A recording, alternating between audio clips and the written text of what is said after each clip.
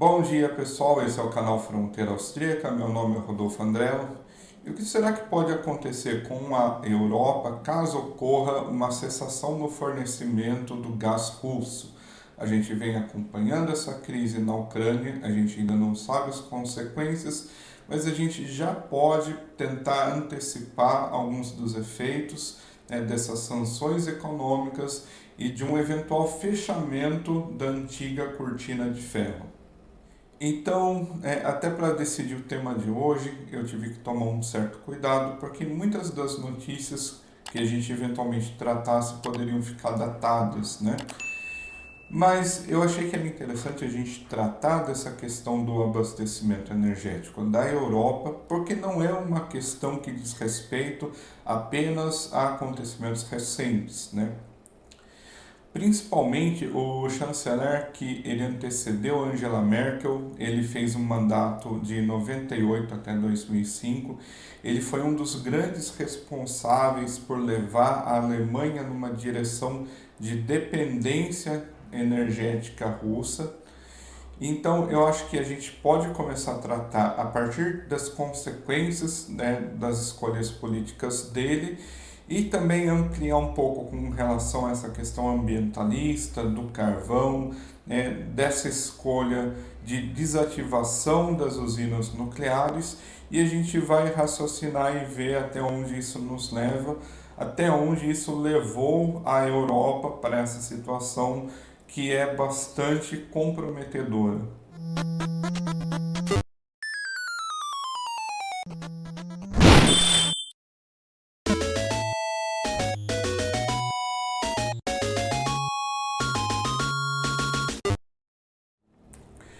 Como eu disse, de 98 até 2005, a Alemanha teve no governo o chanceler Schröder, que o nome dele em alemão eu não sei a pronúncia correta, então, Gerhard Schröder. para fins de humor, eu vou chamar ele de chanceler Palpatine, né? E vocês vão ver que a analogia não é completamente descabida. O chanceler Palpatine ele encabeçou o projeto de construção do Nord Stream, né, que era um canal de abastecimento de gás que levaria diretamente o gás da Rússia até a Alemanha por debaixo do Mar do Norte.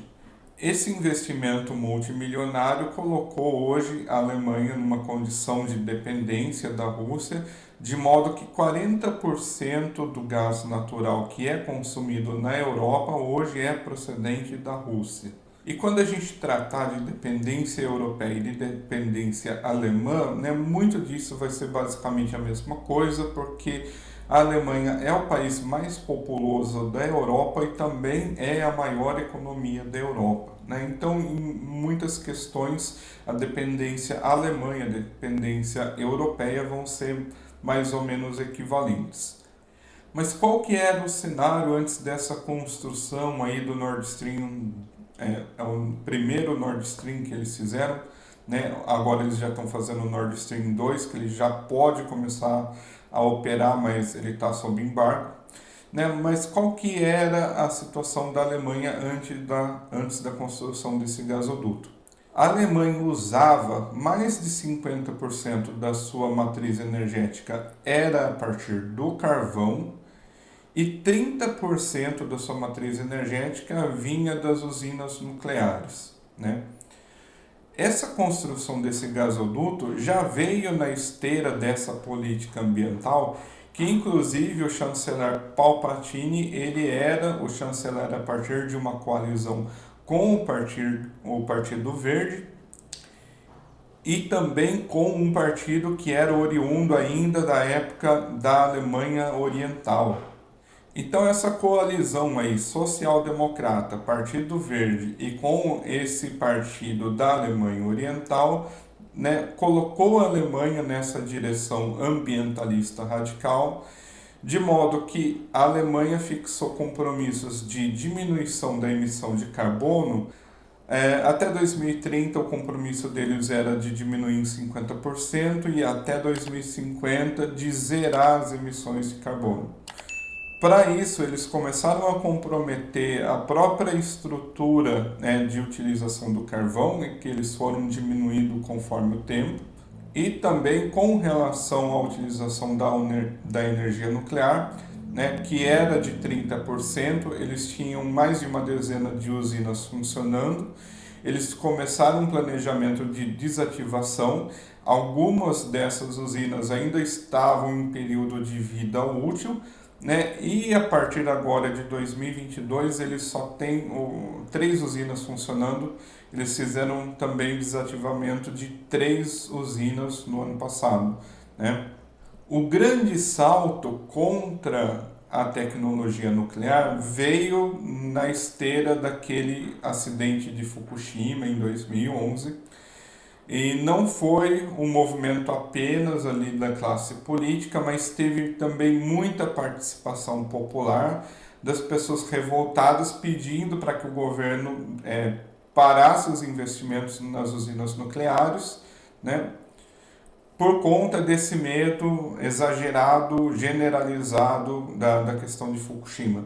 E isso já estava ali dentro da cultura alemã desde a época de Chernobyl, né? Mas é claro, se existem riscos da utilização da tecnologia nuclear, né, e os exemplos vêm de Chernobyl e Fukushima, ao mesmo tempo a gente pode racionalizar essa questão e verificar que, né, conforme até os vídeos que eu revisei da série de Chernobyl, que foram lançados lá no Visão Libertária, muito do que aconteceu lá em Chernobyl foi responsabilidade do partido dirigente, né, que era o Partido Comunista, e que veio, né, dessa centralização de autoridade, que eles tinham uma estrutura de comando basicamente militar, onde uma sequência de decisões erradas acabou comprometendo o funcionamento da usina e ocasionou tudo o que ocasionou, né? Para mais informações eu recomendo que vocês procurem aí a série de Chernobyl, que foi escrita pela JJ Lieber, né? Ficou muito esclarecedora. Então, assim, se fosse para a gente pensar, né, no comprometimento da segurança das usinas alemãs, pelo menos a estrutura de comando, né, a administração alemã, ela não era tão engessada quanto a de Chernobyl. E com relação ao problema que ocorreu no Japão, que foi da usina de Fukushima, o problema também foi oriundo de um tsunami, e isso em hipótese nenhuma iria acontecer com as usinas nucleares na Alemanha. Então a pergunta que precisa ser respondida é, né, mesmo que esses acidentes fossem traumáticos, havia algum fundamento racional para a gente esperar que coisas semelhantes acontecessem na Alemanha? Na verdade não, né? Não existia, tudo era basicamente uma histeria coletiva dessa eco-ansiedade, né? Que é um problema que está sendo até catalogado aí como uma nova mania, uma nova neurose. Mas enfim, foi tudo relacionado a essa questão da propaganda verde exacerbada. Então a gente teve, né, esse caminho político que foi primeiro capitaneado por esse chanceler, que depois foi ainda aprimorado com relação à questão nuclear por conta do acidente de Chernobyl. E para quem eventualmente acredita que essas decisões políticas pudessem ter algum fundo de racionalidade, né, eu vou falar para vocês o que aconteceu com, né, a carreira política desse chanceler. Ele saiu da política alemã em 2005, ele estava com 50 anos, então, né, para uma carreira política isso era muito cedo para uma aposentadoria. Mas ele acabou indo trabalhar em estatais russas de fornecimento de gás, né? O cara que mandou fazer o Nord Stream lá no começo dos anos 2000 foi um cara que foi presidir uma das instituições russas que administram o Nord Stream, né? E a outra instituição lá, a Gazprom, que é uma empresa, ela tem mais ou menos contornos de uma sociedade anônima, né? Eu estou falando como uma analogia porque aqui no Brasil a gente tem empresas públicas e sociedades de economia mista. Ela funciona mais ou menos como seria uma sociedade de economia mista, só que o controle acionário dela é estatal, né? Então, para todos os efeitos, ela é uma empresa estatal. E esse chanceler alemão, ele foi trabalhar como conselheiro, além de presidir uma outra entidade também do mesmo ramo, ele atua como conselheiro, né? Tanto que na Alemanha isso foi considerado um escândalo, porque ao mesmo tempo ele recebe dinheiro alemão como um chanceler aposentado, né? Ele já também tinha sido governador, então ele tem várias regalias, ele recebe pagamentos até hoje, mas o que os alemães se mostraram inconformados é que ao mesmo tempo ele recebe dinheiro do governo alemão e ele recebe dinheiro dos russos para patrocinar, né, essa relação comercial entre Rússia e Alemanha. E isso coloca a situação num paralelo muito próximo do que a gente viu acontecer com o Hunter Biden, né? Que ele também foi nomeado para posições ali de uma empresa de abastecimento de gás, e foi justamente na época em que o pai dele era vice-presidente dos Estados Unidos, e até hoje a gente não sabe em que pé que vai acabar essa história, porque provavelmente os russos ainda têm muitas informações a respeito do Hunter, né? Eles com certeza se anteciparam em colher materiais que pudessem comprometer o Hunter Biden numa situação futura, né? Por tabela, eles também poderiam conduzir algum tipo de ataque político contra o Joe Biden. Então, muito do que está acontecendo hoje a gente não sabe, né? A gente não consegue visualizar essas cordas que estão por detrás das cortinas, que estão movimentando, né, essas personalidades, esses líderes políticos como o Biden, né, como o próprio Putin. A gente não sabe quais conexões existem, né, entre políticos alemães que ainda podem estar comprometidos de alguma forma com esses esquemas. Mas, enfim, isso nos aponta quais foram as decisões políticas equivocadas que levaram a Europa para essa situação de dependência, né? Que comprometeram até significativamente as respostas que a Europa poderia oferecer numa eventual crise militar e que a gente acabou vendo se desdobrando hoje na Ucrânia. Eu acho que seria interessante em algum momento a gente tratar de que forma que a Europa e a Alemanha poderiam contrabalancear, né, um eventual corte do gás russo, que isso poderia ser ajustado de repente pelo lado da oferta, mas também pelo lado da demanda.